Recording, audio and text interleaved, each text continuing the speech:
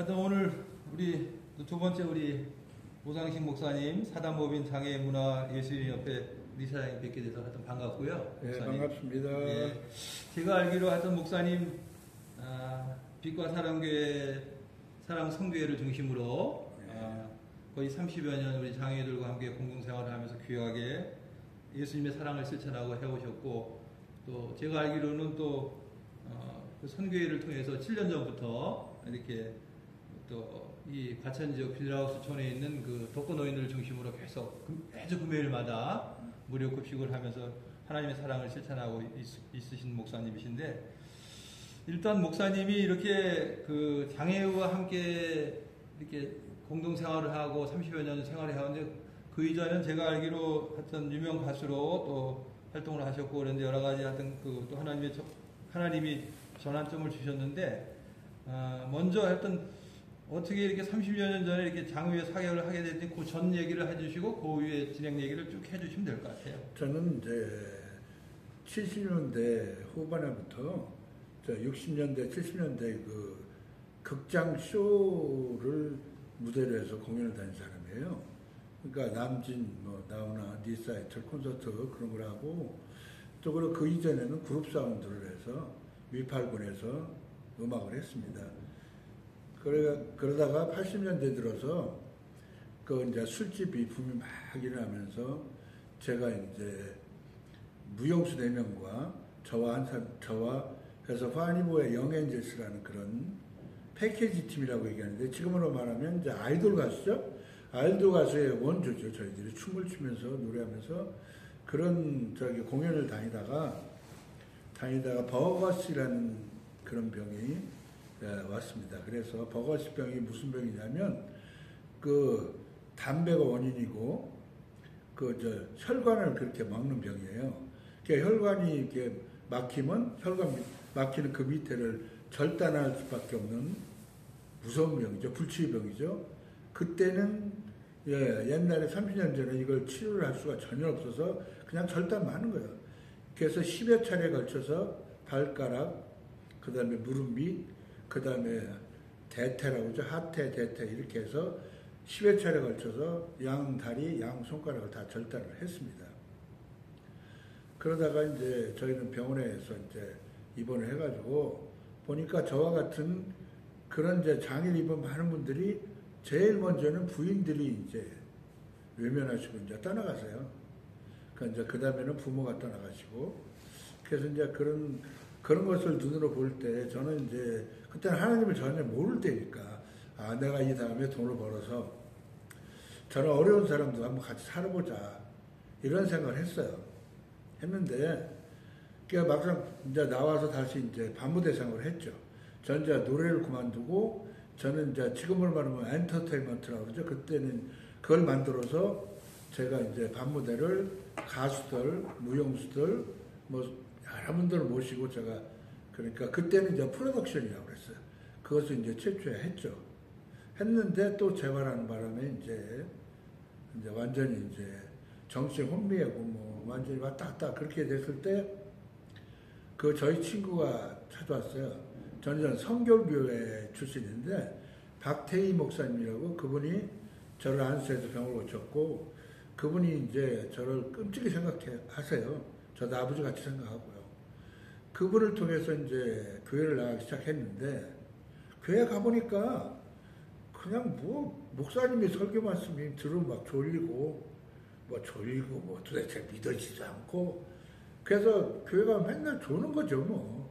그러다가 이제 교회를 안 나가게 됐어요. 그러면 이제 맨날 거짓말만 하고, 내가 이번 주에 못 가면 다음 주에는 뭐 내가 또 연예인들 데리고 내가 간다 이런 식으로 이제 매일 거짓말만 하고, 그러다가 이제 제가 이제 교회를 다니지 않으니까 그 다음에 하나님이 저를 이제 교통사고로 치는 거죠. 그러니까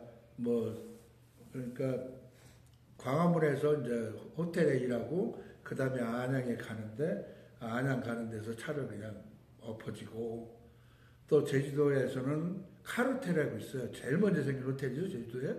그 호텔에 저희들이 한 달에 450만 원씩 900만 원 받고 이제 나이트클럽 계약해서 일을 하는데, 또 40일 만에 봉고차하고 그 르망 승용차 이렇게 붙였어요. 그래갖고 또 엎어지고.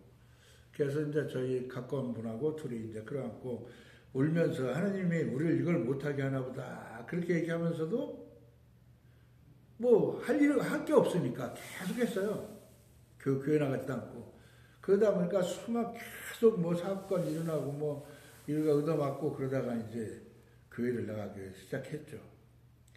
그러다가 저희가 이제 빛과 사랑 공동체라는 걸 저희가 만들었습니다. 만들어가지고 30여 년 동안 지금까지 했는데 저희가 아이들을 100여 명 정도 키우고요. 아이들 키우고 지금 현재 저희 아들이 하나가 키운 아이가 다 이제 각각 들어갔던 데 살고 팔이 하나 없는 애가 있어요. 근데 이 아이가 잘 자라서 지금 이제 과천교회에서 이제 선생도 하고 또 찬양팀도 하고 그러고 좀 공무원이에요. 나사렛 대학교를 나와서 사회복지과를 나와가지고 지금은 이제 시청에 근무하는 그런 아들이 있고요. 또 뭐 저희 딸 얘기는 할 거 아닌 것 같고 그렇습니다. 그러다가 지금까지 이제 여기까지 쭉 온 거죠. 지금까지 그러다가 오고 저희가 이제 이제는 나도 할 만큼 했다. 그리고 이제 저희 가족들이 못하게 해요. 저희 딸이 좀 괜찮게 살아요. 직업도 좀 좋고 그러니까 언론사에 있는 딸도 있고 그런데 이제 그만하려는 거죠. 아버지가 그만큼 힘들어 했으니까 이제는 그만둘 때가 되지 않느냐. 뭐로 이걸 하느냐. 그렇게 이제 만류를 하는 거죠. 그리고 지금 키운 아들도 마찬가지고요.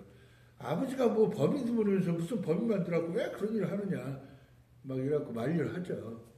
근데 저는 이제 마지막으로 하고 싶은 게 마지막 소원이 있다면 저희가 이제 과천에다가 산밑대 그런 데 땅을 좀 확보를 해서 거기다 이제 100여 평을 이제 공연장하고 이제 그 쉼터를 만들어서 이제 잠깐 이제 저희들이 뭐 공동체는 오래 해서 사람들과 수용해서 같이 생활했지만 이제는 그냥 그분들하고 잠깐 쉬었다 가는 그런 걸 만들어서 그런 거 만들어 놓고 가고 싶어요. 더 얘기해요?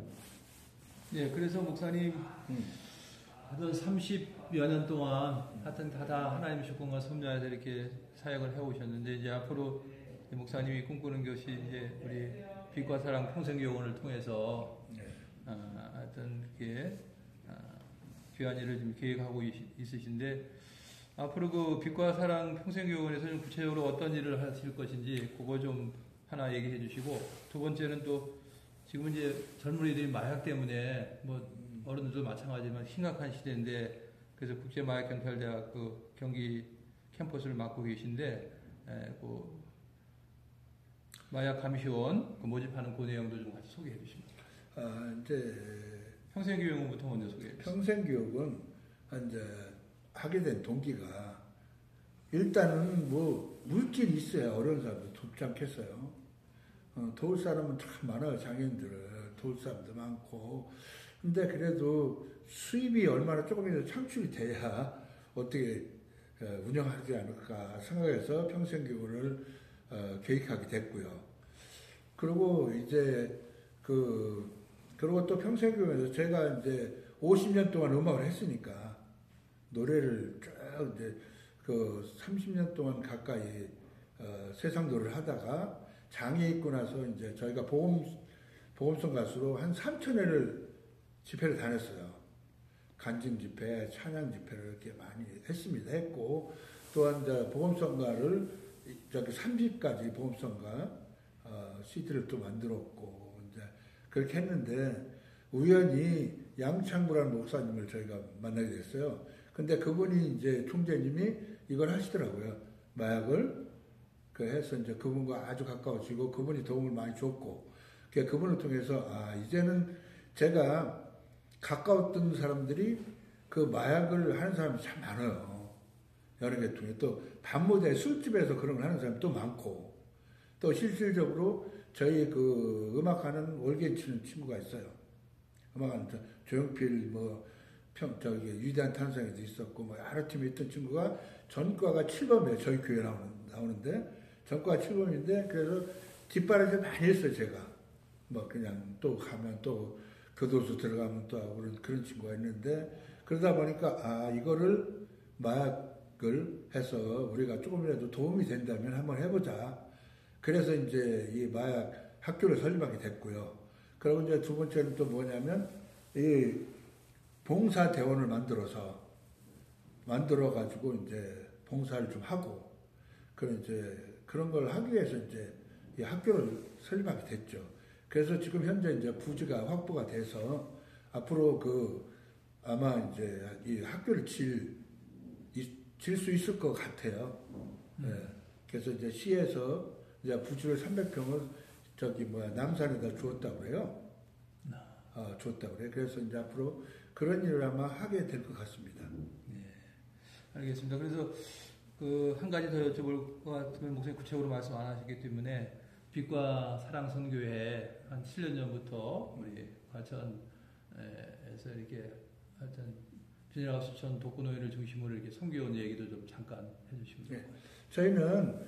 저희가 경마장 앞에서 무료급식을 7년 동안 했는데요. 옛날에는 경마장에 경마하는 사람들을 밥을 주지 않았어요, 우리가. 그때는. 그래고 주지 않았는데, 처음에는 이제 뭘로 출발했냐면, 그 경마장 앞에 비닐하우스촌인데, 그 안에 살아가는 사람이 200가구가 넘어요. 200가구가 넘는데, 그분들이, 이런 얘기를 해야 되나 모르겠는데, 하여튼 그분들이 자존심들이 굉장히 강해. 그리고 이제 우리 교인들이 잘못을 해요, 많이. 하다 보니까 이제 그냥 이게 터부시에서 처음에는 이제 밥 먹으러 잘 나오질 않더라고. 자존심도 강하고, 그 안에 이제 조그마한 교회들이 좀 있는데, 이제 그런 분들이 하고 좀 다투기도 하고, 서로가 좀 나쁘기도 하고, 막 이러다 보니까 교회라는 자체를 아주 그냥 안 좋아해. 그래서 저희들이 많은 본을 모여야 되고, 그분들을 전도를 해야 될 것 같아요. 지금 그래서 노력을 많이 하고 있는데, 이게 굉장히 어려워요. 그게 사역이. 그리고 또 이제 사람들이 저한테 이제 비난하는 사람들도 있어요. 왜냐하면, 뭐하러 경마장에 말띠로 오는 밥 주고 막 노름하는 사람 왜 밥을 주냐. 근데 저희는 생각이 좀 달라요. 그들이 우리가 하는 이렇게 믿는 사람들이 본을 보이게 되면 그들도 언젠가는 회개하고 예수를 믿지 않을까. 이런 생각으로 지금까지 저희가 코로나 생기기 전에는 그런 생각을 안 했어요. 아예 밥 줄 생각도 안 하고. 근데 이제 지금은 하니까 지금은 이제 그분들한테 주위 사람들이 막 욕을 하든 말든 그분들을 밥을 주니까 지금은 한 50명 정도가 이렇게 나와요. 그러니까 이제 그분들에게 이제 전도를 좀 하는 그런 계획을 가지고 있죠. 그래서 이제 처음에는 그 독거노인들 그 안에 가난한 사람들 저와 같이 가난한 사람들을 위해서 그거를 이제 무료급식을 하게 되고 한 7년이 됐죠. 예. 끝으로 목사님, 예. 목사님도 이게 육체적인 장애가 있지만 이렇게 하여튼 30년 동안 그런 자들을 또 섬기고 지금까지 해왔는데 사실 우리가 선천적 장애가 후천적 장애가 있고 실제로 장애로 많이 고통받고 있는 분들이 있는데 그런 분들에게 좀 소망의 메시지, 희망의 메시지 좀 그분들에게 좀 또 한국 교회에 이렇게 좀 하고 싶은 말씀 있으시면 한 말씀 마지막으로 해주시면 좋을 것 같아요. 그래요. 전 이게 참 중요한 얘기인데 어느 날 한 번은 KBS에서 전화가 왔어요. 목사님을 한번 방송을 하고 싶다. 그게 왜냐 그러니까 그 장애인들을 입양을 하지 않는다는 거야. 국내는. 그러니까 목사님은 이제 믿음이라는 애, 아까 이야기하는 거 잘 큰 애가 있는데 그런 아이들을 국내에서도 장애인을 입양할 수 있게 좀 아마 방송하면 좋지 않겠느냐. 그런 생각을 해서 저는 이제 방송을 하지 않았어요. 이제 싫고 그래서 안 했는데 지금 돌이켜보면 이제 국내 분들이 장애인들도 똑똑하고 장애인들도 아주 똑똑하고 사회에서 큰 일할 수 있는 그런 장애인도 많습니다. 네. 저희 아들은 이 과천 쪽에서 사람들이 보는 사람마다 그런 얘기를 해요. 너 앞으로 이제 커서 너 국회의원 되라. 그런 사람도 있고 앞으로 큰일을 해라 이런 분들이 주위 분들이 많아요. 근데 우리 교회들이 그런 장애우들이나 이런 사람들을 입양을 하게 되면 얼마나 좋을까 이런 생각을 저는 그렇게 하고 있습니다. 그리고 또한 실질적으로 많은 장애우들을 입양해서 그들을 잘 가르치고 잘 하면은 아이들이 잘 성장을 할 수가 있어요. 그러니까 예를 들어서 시설에서 자라는 아이들은 이제 경험이 이게 필요한데 시설에서 자라는 아이들은 숫자가 많게 되면 아이들이 이제 서로 형동생이니 같이 있는 애들이 툭 건들고 툭 해서 애들을 이제 몹시하고 아이들끼리 다투기도 하고 그러다 보면 아이들이 제대로 성장을 못하는 경우가 많이 있어요. 왜 그러냐면 주눅이 들든가나. 그렇지만 저같이 좀 해야 되나? 어쨌든 저희 아들처럼 그냥 정말 사랑으로 저희가 이제 보여줄 수도 있는데 저희 아들이 어떻게 최고 인재상을 받았어요. 그 키우는 아이가 인재상, 국무총상 4개 받고 그래서 이제 그 아이가 저한테 편지를 쓴 게 있는데 아버지는 한 번도 나에게 나무라지도 않고 한 번도 제가 이야기할 때 안 들어준 적도 없고 그래서 정말 감사하다. 이제 이렇게 상을 받고 이제 그런 편지를 쓴 게 제가 간직하고 있는 게 있는데 그렇습니다. 사랑으로 그들을 잘 뭐냐면 장애인들의 특성이 있습니다. 장애인은 이제 다리를 절름거리는 그런 생각이 안 나네. 그런 장애인도 있고 여러 가지 장애인 유형이 있습니다. 근데 그 유형에 맞춰서 잘 케어를 하게 되면 그 아이들이 잘 성장해서 앞으로 큰 일을 할 수 있다고 저는 그렇게 생각을 하고요. 또 그리고 지금은 이게 장애인 사역을 잘 저희가 해야 된다고 생각하는 게 뭐냐면 지금은 교통장애인도 많고 기후에서 질병이 있고 온갖 질병들이 많잖아요. 그 질병을 통해서 장애인들이 있을 수가 있고 그렇기 때문에 이제 앞으로의 장애인들을 케어하고 장애인들을 이끌어갈 그런 선생님이라고 그럴까 그분들을 잘 육성을 하고 양성을 해서 장애인들을 잘 케어를 하면 장애인들 앞으로 헬런 케어 같은 사람 그런 더 이상도 그런 분들을 우리나라에도 배출하지 않을까 저는 그렇게 생각하고 있고요. 저는 이제 저희 아들을 놓고 기도하는 건 뭐냐면 지금까지 기도하는데요. 그 아들을 놓고 저는 그 사무엘처럼 저희 아들도 교회에서 자랐단 말이에요. 일주일 만에 제가 데려다 길렀으니까요. 그게 이제 저희 아들에 보면은 걔가 간증을 한 게 인터넷에 올라가 있는 게 있어요. 그 친구는 딴 아이들 같으면 전부 연락을 안 해요. 여기서 자란 게 창피하다고. 근데 이 아이는 간증을 해서 자기가 실질적으로 이렇게 올리는 것도 있어요. 난 본 적은 없는데. 그게 이제 그래서 헬렌 켈러 같은 이상으로 가는 장애인들도 우리가 이제 우리 교회가 협심해서 합력해서 하나님이 선을 이루라고 말씀하셨으니까 하면 훌륭한 사람을 길러낼 수 있지 않을까. 저는 그렇게 생각을 합니다. 저는 부족하지만 저 훌륭한 분들이 합력해 선을 이뤄서 일을 하면 그런 사람들 길러내지 않을까 이런 생각을 하고 있습니다. 예, 감사합니다. 이거 카트해도 되긴 하는데